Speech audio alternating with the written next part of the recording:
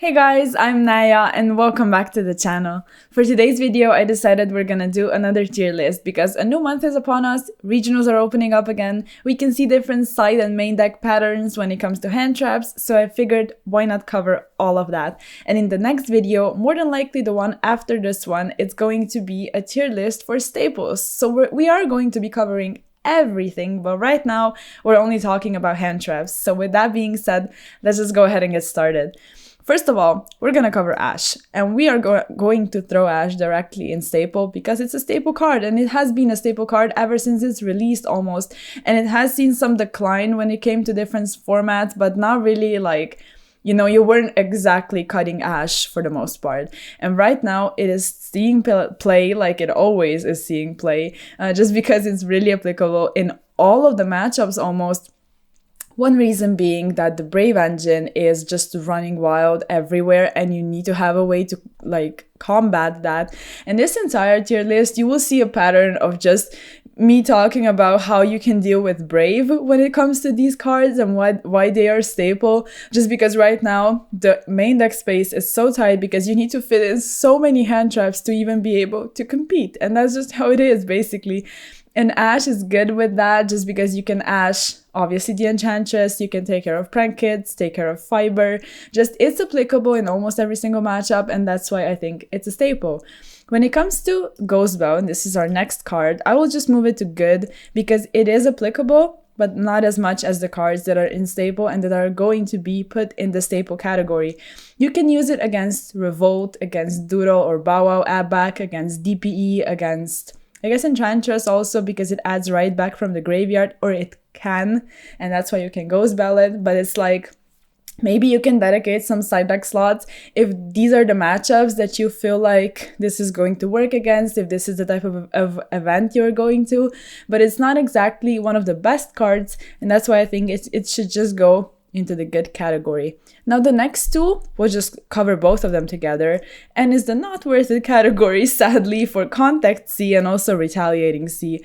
So Contact C used to be nice against Pranks or Brigade. Brigade is not really that dangerous anymore, and Pranks have Brave, so you need a different type of hand trap set to deal with that, and right now Contact C is not going to be doing anything. Also Retaliating C, it used to be good also against Pranks and then also against Shaddoll, but Shaddoll is similarly to Brigade, is sort of declined in popularity and it's not that dangerous anymore, so you don't need a specific card in the side deck to side into that matchup. And it's going to be similar with the next card, also going into the not worth it category, and it's Cycle Reader. You are not going to be citing Cycle Reader specifically for a Drytron matchup that you might not even face, because Drytron really declined in popularity. If we're talking about decks that are not really being played anymore, more than likely it's going to be Drytron, just because the ban list hit it twice actually, with Ben 10 going to 1, and then also, Union Carrier was also banned, Ava got banned, so Drytron really took a couple hits, and it's not a bad deck, and it can use some different engines, and it can be played in different types of ways, but not many people, at least I would say, really go towards that deck, and it's understandable. So if you are citing something to combat Drytron, that should probably be Droll, because Droll can be used against other decks as well, so Cycle Reader, not really worth it. Now the next one is DD Crow. I was thinking about that, and it's probably just decent. It's not really that great, and you can use it against DPE, or you can get rid of some cards that might do some good for people's decks, I don't know, different Pranks or an Eldritch Lord. You can take care of different cards, but it's not as impactful, and it's not really as applicable, and it's not really as good as some other hand traps. So I wouldn't really recommend running it, but you might run a one-off in a Bird Up deck because you can search it, and that would pretty much be it. It's not that awesome, and pretty much it's just decent. The next one is great, and it's D-Shifter, but I will put it only in good and maybe below Ghost Bell, just because you cannot run it in every single deck. But being able to make everything go to the banish pile in this current metagame that we are in is huge, but only Flunderies can run it, so it's it's good, but not everybody can run it, so it's not really it should have like a separate category, I guess, because it can only be run in one deck, but it is very, very, very impactful if you draw into it. So if you are a Floowandereeze player, for sure, just use the Shifter because it's an awesome card. The next one is going to be Droll, and we touched upon that a bit. And where do we put Droll? I guess we can put it in good, maybe above Ghost Belle, because I would still consider siding it if I'm going to an event. And if you saw my deck profile, it's, I think, the last video before that, I used Droll, and I never sided it because those weren't really my matchups, but it's still there for Joy-Con, Floowandereeze, Dragon Link, pretty much anything that searches a lot, and you know that you can side this in, maybe take some cards that are not as impactful in that matchup out, put Droll in. You know how it goes, just you take care of your own siding patterns. But Droll is not a staple, but it's also not bad, so good, I think, is the category that it should go in. Now the next one we're going to be covering is Gamma, and I will put it in staple, however at the bottom of staples, so keep that in mind. It's going to be at the bottom, and why that is because I have seen it in a lot of side decks, and yeah, it's like you don't really want to main it because not a lot of decks tend to bait out the Ash or a Disruption that you can effectively use Gamma on and then actually plus. The only one would probably be Dragon Link. And if you're running any other deck, why you want to have Gamma in is just going second, because going first, you're going to normal summon something or put something on the field and lock yourself out of using Gamma altogether. So it makes sense for Gamma to be in the side deck specifically, because then you know that you're going to be using it going second and just hopefully you draw into it and actually utilize it well. This next one is just here for the, I don't know, almost a meme, I guess. It's Spooky Dogwood. It's not really good. It's really not worth it. And the effect is like, those types of cards are not exactly bad, but they're just funny when they come out, and then they maybe are used in like one side deck at a YCS, and that's pretty much it. You're not going to be using it. You're not going to be going into time with this particular card in mind and actually dedicating side deck slots to it or main deck slots, God forbid. So yeah, that's pretty much it. It's not really worth it. And same as No Material, I'll put it like, I guess at the top of not worth it, or in between the C's. That's good, because it's like, it's not that great, but it's also not bad. So you can see applications for it against certain matchups, but it will not do enough of an impact, I think, to, I guess, warrant running it. The next one is going to be Impermanence, and I'll put it above Gamma, just because Gamma, like we discussed before, can be put in the side deck. And I think to keep in mind with Impermanence, it's very applicable. Like, it's awesome against Griffin Rider, it's awesome against Anaconda, Fiber, just it has a lot of implications. But sometimes people prefer to run Droplet, and that's really dependent on the type of deck you are running and, well, the budget you have at the end of the day. So Impermanence is nice, but you need to, I guess, decide the combination of cards you're going to be running, because right now we tend to side or main a lot of hand traps. So I would say if you main like something like Ash, Impermanence, and then a couple cards we're going to discuss down the line, and maybe side Gamma, or use Droplet in the main deck or whatever, these types of cards, I think you cannot miss with them. The next one is Lancia. I'll put it at the top of good.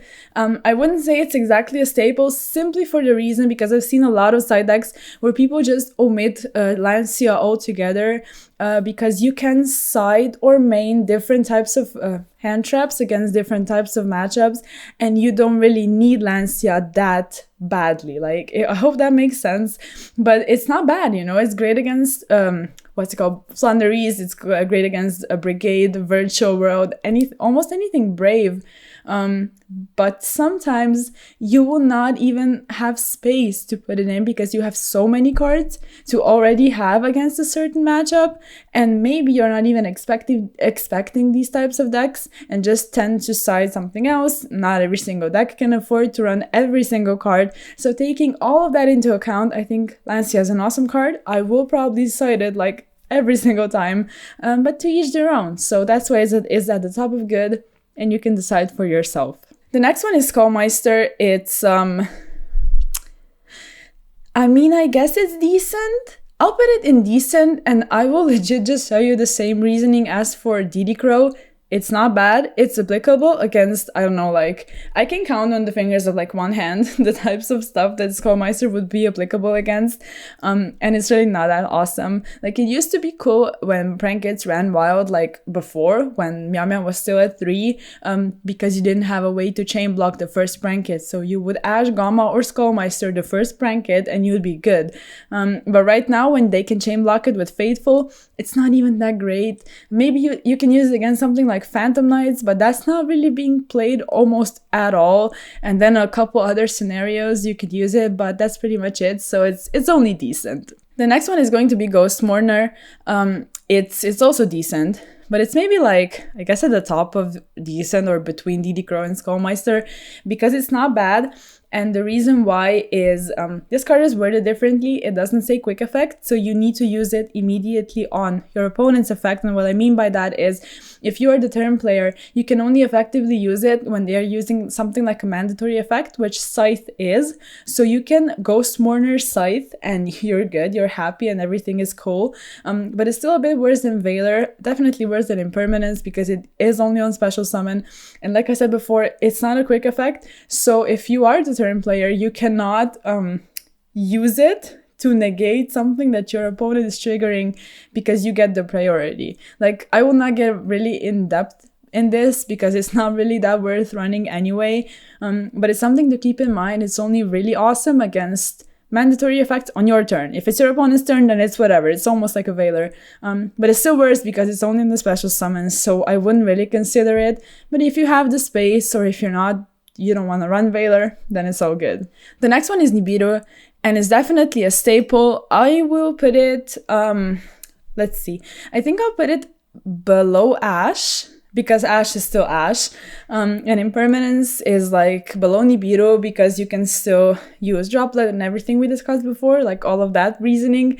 But Nibiru really is great. And maybe some people tend to omit it from their main or side decks because in theory, if you're going up against Brave, they might negate your Nibiru with their Griffin. But what it really is you need to play a lot of hand traps to draw multiples, and if you draw multiples, then you're good, because if you draw something like Veiler or Impermanence and Nibiru, then you're just breaking through that entire board. It's good against Rogue, as it always was, and yeah, Nibiru is just an all-around really, really good card, and a staple in my opinion. The next one is Ogre, and I will actually put it at the top of staple, even above Ash.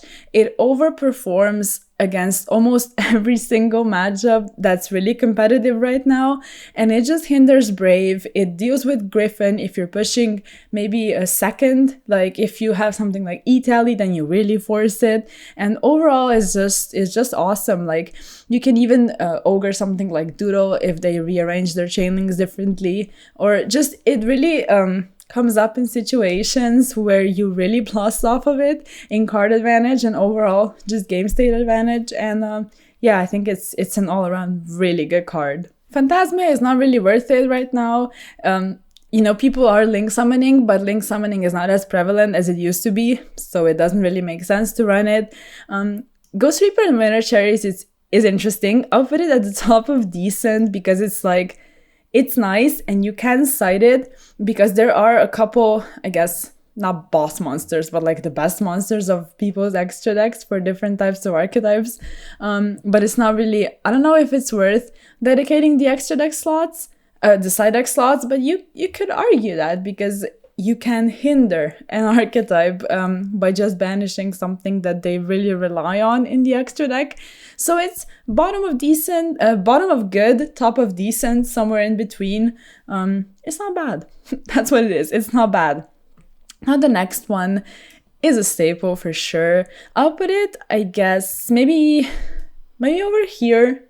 Like these three, the top three could be interchangeable, but Token Collector is just busted. Like Token Collector is so good, it's unreal. It just deals with every single competitive matchup, takes care of tokens. That's it. Like Brave, Aurora Dawn, even the Prank Kits token off of Pranks. It's like, it's all good. It's all good. Sword Soul, like it's just, it hinders all of these decks, and yeah, you really should side it. I don't think you should main it though. Maybe like use one if you have a way to send it to the graveyard, because a couple decks have these options, Shooting Riser, Beatrice, all of that. But yeah, side it for sure. And then the next one, the last one actually, is going to be Veiler. I'll just put it at the bottom of Staple. And the only reason is because why it's not in good, because Veiler is not really something that you lean towards. At least I wouldn't say it's not really great in every single format, but right now it's awesome because you need to play this huge amount of hand traps, and Veiler is just so generic. That's pretty much what it is. It's good against almost every single matchup, similarly to Impermanence, and if you are running Ash, Ogre, Impermanence, Nibiru, might as well run also Veiler, and then you should be good and covered against every single matchup. So that was pretty much it. Hopefully this wasn't too long. Hopefully I covered everything. I didn't really go in depth into all of the hand traps, like ever, because obviously not all of them are that great. But the ones that we did cover, I think we talked about them to a great extent. So if you have anything to say, anything to add, anything to ask, anything to comment on, I would really much appreciate that, because I love to hear your opinions. And that's pretty much it. If you liked the video, make sure to let me know, give me a like, a sub, check out all of the social media, and I'll see you in the next one. Peace.